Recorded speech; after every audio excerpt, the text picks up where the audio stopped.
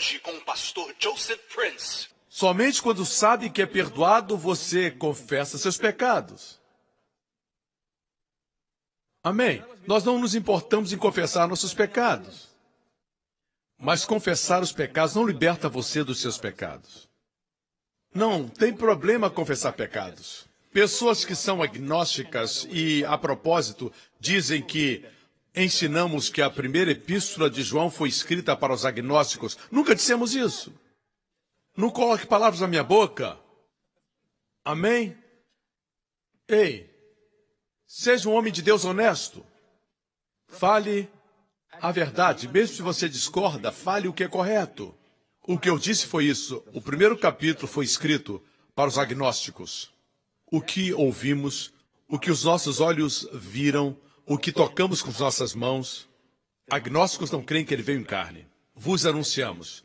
A quem? Para que também tenhas comunhão conosco.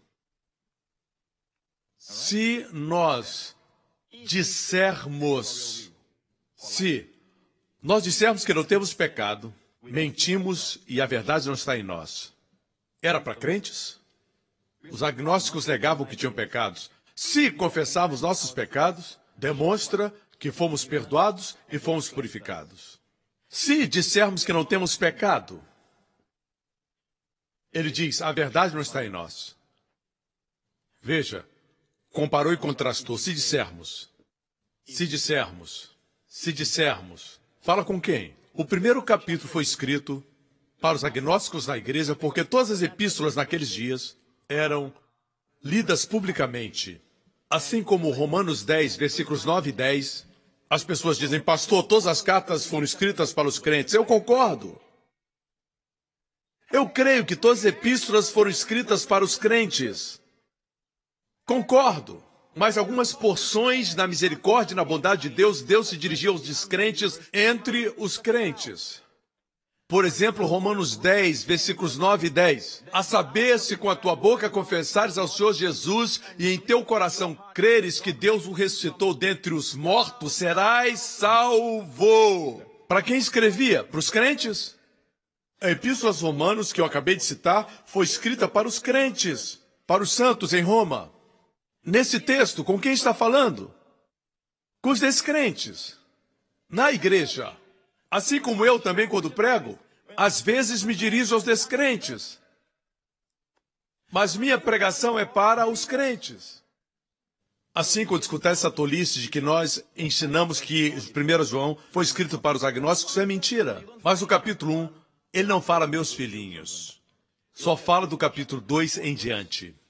Capítulo 2, 12 diz, meus filhinhos, vos são perdoados os pecados. Tempo perfeito, já foram perdoados pelo seu nome. Alguns dizem, existe perdão paternal e perdão judicial. Todos fomos perdoados judicialmente, mas precisamos de perdão paternal. E a expressão filhinhos é paternal? Escrevo-vos porque vos são perdoados os pecados. Perdoados está no tempo perfeito. Pode checar. De uma vez por todas. Está dirigida aos filhinhos? Também não é perdão paternal? Através da história, grandes homens, homens sinceros, no século XIX, ensinaram que quebramos a comunhão. Por isso temos que pedir perdão, mas não quebramos o relacionamento. Deixe-me dizer, no grego, a palavra comunhão e a palavra relacionamento, que quase sempre é traduzida como comunhão, é uma palavra só, koinonia, que pode ser comunhão e também pode ser relacionamento. Se perder uma, perde a outra. Isso é possível porque você é consciente de pecado e evita. Se você deve a alguém e não pode pagar, você evita essa pessoa. Essa pessoa ama você e não tem nada no seu coração. Essa pessoa está disposta a estender o prazo para que você a pague. Mas você não sabe, quando você vê essa pessoa, você a evita. Quando você a vê no shopping, você vai para o banheiro. Por que isso? Não tem nada a ver com aquela pessoa. Ela já decidiu perdoar você de toda a dívida. Mas a dívida está na sua consciência. Por isso, se você quer confessar seus pecados, vá em frente. Não tem problema, mas não pense que é nesse momento que você é perdoado. Esse é o problema que eu tenho. Quando você crê nisso, o diabo diz... Antes de você orar pelo enfermo, o diabo diz, já confessou seus pecados? ou naquele momento exato, ele lembra a você alguma coisa que você fez, que esqueceu, ele traz para a sua mente, para que você tenha consciência do pecado, até confessar. O que estou dizendo? Na presente verdade, você confessa porque foi perdoado. Na antiga verdade, você confessava para ser perdoado. Era a verdade válida. Na lei, eles confessavam para os pecados serem perdoados. Quando confessavam, tinham que trazer um cordeiro. Hoje, não trazemos sacrifícios. Portanto, durante o tempo da lei, a verdade válida era que você tinha que perdoar para ser perdoado. Mas, na presente verdade, você perdoa porque já foi perdoado. Efésios e Colossenses nos dizem isso. Sob a lei, você confessava para ser perdoado. Era impossível confessar todos os pecados. Na lei, era impossível guardar todos os mandamentos no coração, só no exterior. Mas na graça, você confessa porque foi perdoado. Como se não fosse suficiente, deixe-me dizer que a palavra confessar é homologel, homólogos. Falamos o mesmo que Deus fala. Em primeiro lugar, Deus diz que pecado é pecado. Em segundo lugar, Deus perdoa os seus pecados. Se você confessar os seus pecados, a Bíblia diz, deve dizer, Pai, eu fiz isso e aquilo, eu agradeço porque o Senhor já me perdoou. Isso é homologel. É isso que faço quando peco e reconheço que pequei. Eu agradeço a Deus por já ter sido perdoado. Uns dizem, mas isso vai produzir licenciosidade. Mas eu afirmo, a consciência do pecado traz licenciosidade. Amém? Está aprendendo? Vamos para Filipenses. Paulo escreve, e seja achado nele não tendo a minha justiça, que vem da lei, por um tempo foi a verdade no Antigo Testamento, mas a que vem pela fé em Cristo, a saber, a justiça que vem de Deus pela fé. Amém? No passado, se dirigiam a Deus como Elohim, como Adonai, como Javé, El Shaddai. É muito bom, e repito, é muito bom estudarmos os nomes de Deus. Já ensinei sobre os nomes, já recebi revelações que são incríveis. Amo estudar sobre os nomes de Deus. Ensinei quando falei do Salmo 91. Mas o nome que Jesus veio revelar, o nome que veio manifestar para os seus discípulos foi o nome Pai. É a presente verdade. Se você se aproxima de Deus sempre dizendo Deus, Deus, por isso não sente o seu amor, não sente que a fé é liberada ao seu coração. Quando diz Pai, isso já é uma oração. Ele vem, imparte fé, imparte o seu amor, responde às orações, imparte fé para saber que já foi feito. Amém? Vamos para Gálatas 4:6. E porque sois filhos, Deus enviou aos vossos corações o Espírito do seu Filho que clama, Abba, Pai.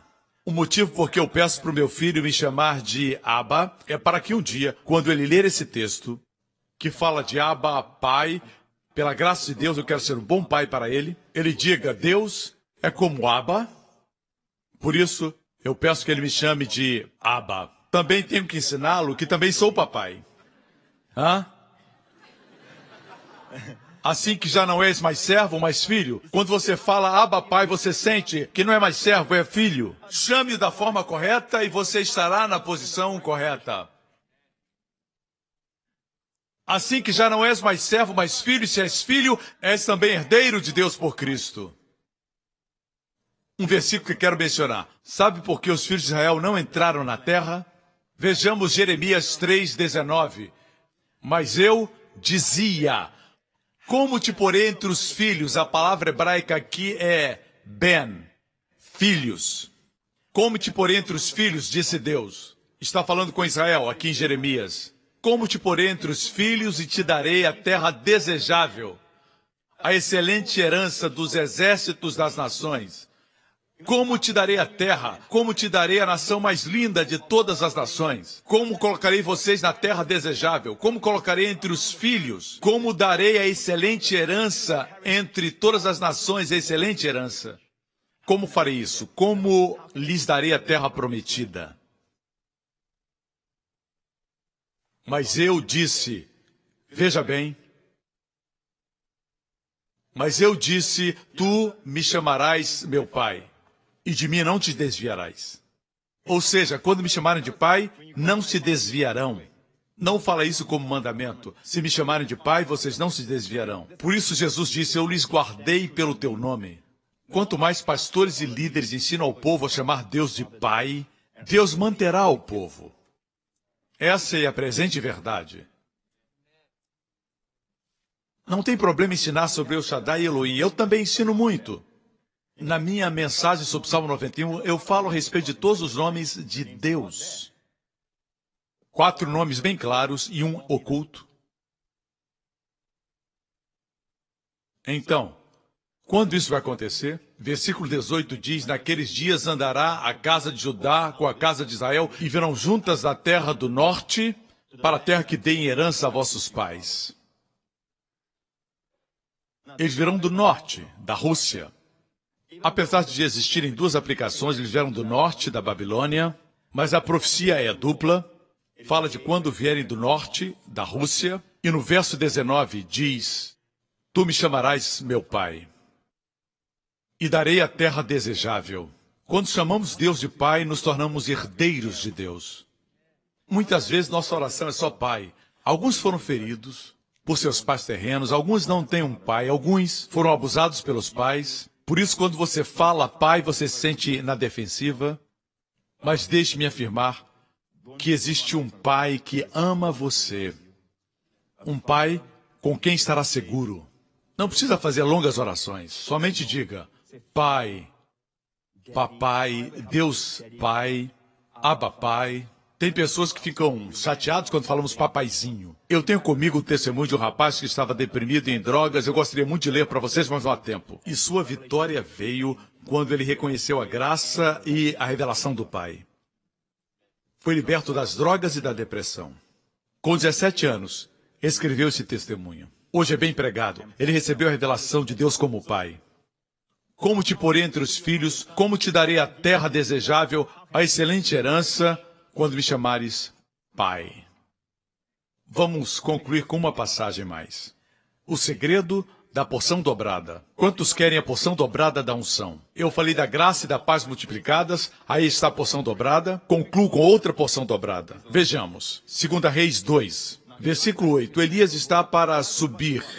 Então tomou sua capa, provavelmente um manto de oração, e feriu as águas, as quais se dividiram para os 2 lados e passaram ambos em seco. Sucedeu que, havendo eles passado, Elias disse a Eliseu, que era seu servo, seu sucessor, pede-me o que queres que te faça antes que seja tomado de ti. E disse Eliseu, que haja porção dobrada do teu espírito sobre mim.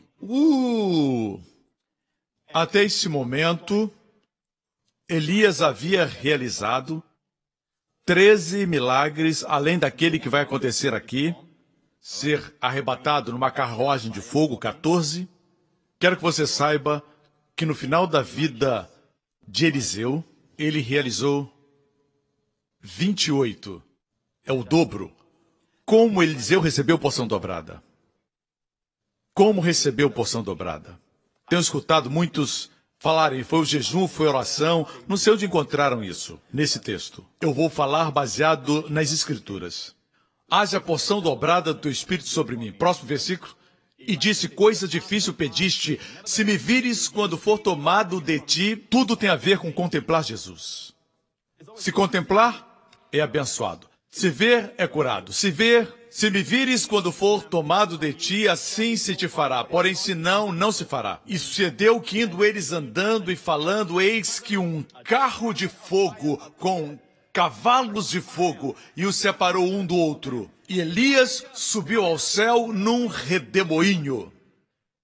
Ele não morreu, ele estava vivo. O que, vendo Eliseu, clamou. Ele clamou, Abi, Abi, meu pai, ou Abba. Abi é meu pai, carro de Israel e os seus cavaleiros. E nunca mais o viu, e pegando as suas vestes, rasgou-as em 2 partes. Também levantou a capa de Elias, o manto de oração de Elias, que dele caíra e voltando-se parou à margem do Jordão. Verso 14, e tomou a capa de Elias que dele caíra e feriu as águas. E disse, onde está o Senhor Deus de Elias? Quando feriu as águas, elas se dividiram de um ao outro lado. E Eliseu passou. A unção veio sobre ele. Voltemos ao versículo 12 e eu vou concluir. Eliseu o viu subir, certo? Elias subindo é uma figura de Cristo subindo. O Espírito não havia sido dado porque Jesus não havia sido glorificado. Contemplar Jesus glorificado e receber a unção sempre andam juntos. Mas o que acontece quando alguém recebe o Espírito Santo? Diz que ele clamou, meu Pai, meu Pai. Nós clamamos, Abba, Abba. E ele disse, carros de Israel e seus cavaleiros. Toda a comitiva veio para dar boas-vindas a Elias. Uma comitiva, carruagens, bem como cavaleiros. Certamente seres angelicais. Eu afirmo que esse é o segredo da porção dobrada. Porque Cristo subiu, você pode dizer, meu Pai, meu Pai.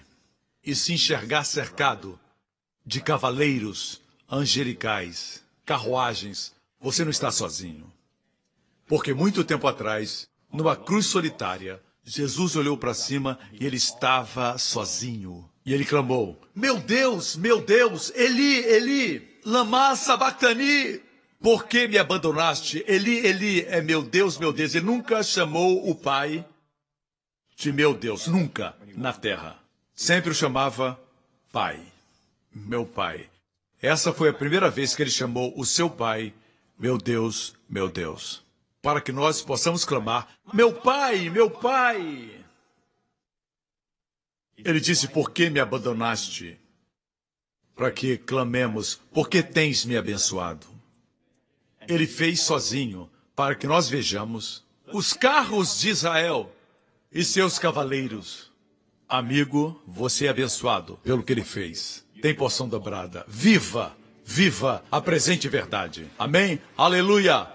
Cabeças baixas, olhos fechados nesse lugar, bem como os que assistem nos outros auditórios. Amigo, não é por acaso ou coincidência que você está aqui. Eu creio que Deus o trouxe aqui. Você que assiste, não é por acidente. Eu creio que Deus queria que você ouvisse o que acabou de escutar, a pregação do Evangelho. Deus quer que você saiba que Ele o ama e você não está sozinho.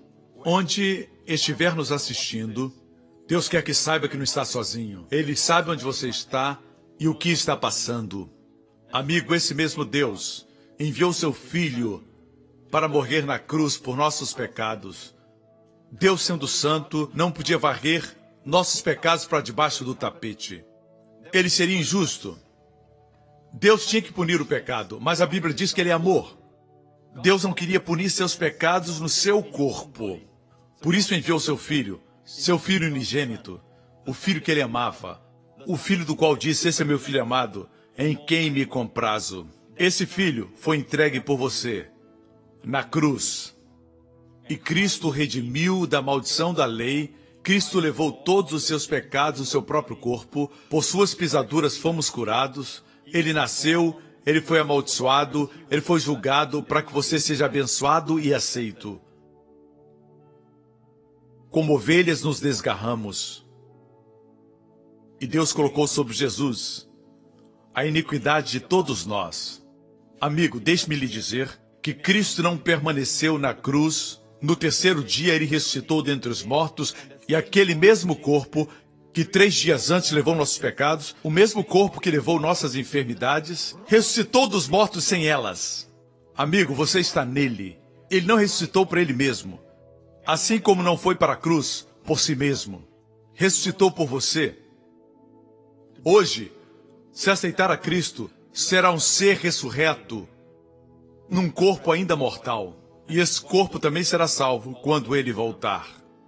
Onde quer que você esteja agora, você pode estar no quarto de um hotel, ou talvez numa prisão, ou estar assistindo em algum lugar com seus amigos essa pregação, mas nunca tomou a decisão de colocar sua confiança em Cristo. Eu quero ajudá-lo agora a fazer essa oração do seu coração.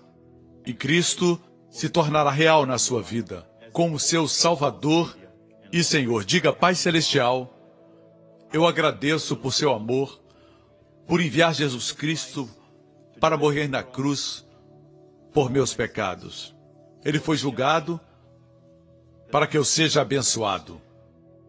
Obrigado. Ele foi desamparado para que eu não seja. Ele clamou: meu Deus, para que eu possa clamar meu Pai. Ó Pai, Pai, meu Pai, meu Pai, Jesus Cristo é meu Senhor e Salvador. Em nome de Jesus. Amém. Fiquem de pé para a bênção. A bênção não é para acalmar e nem para confortar. A bênção é para impartir. Nós cremos que a bênção vai desencadear eventos na segunda, na terça, na quarta. E o que o diabo planejou, Deus vai redirecionar. Amém? Os planos do diabo vão ser frustrados. Amém?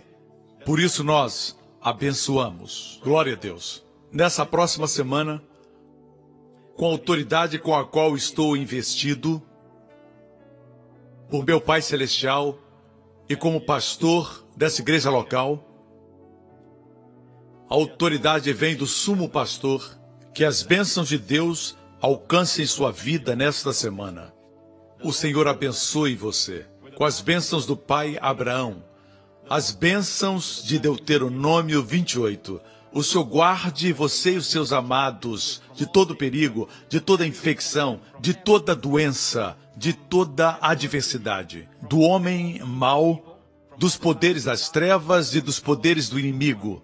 O Senhor faça a sua face brilhar sobre você e seja favorável para com você. Que esteja no lugar certo e na hora certa durante esta semana. O Senhor levante a sua face sobre você e conceda a você e a sua família sua shalom, paz. No nome do Senhor Jesus Cristo, amém, amém e amém. Graça e paz. Obrigado por sintonizar no programa de hoje com o pastor Joseph Prince, da igreja New Creation. Estamos certos que você foi abençoado. Para mais informações sobre a igreja New Creation, acesse o nosso website newcreation.org.sg. Lá você poderá se inscrever no nosso devocional diário do pastor Joseph Prince. Seja incentivado e fortalecido todos os dias e saiba o quanto Deus lhe ama através destes devocionais. Acreditamos que o seu dízimo pertence à igreja a qual você frequenta. E oramos para que você seja grandemente abençoado, altamente favorecido e profundamente amado.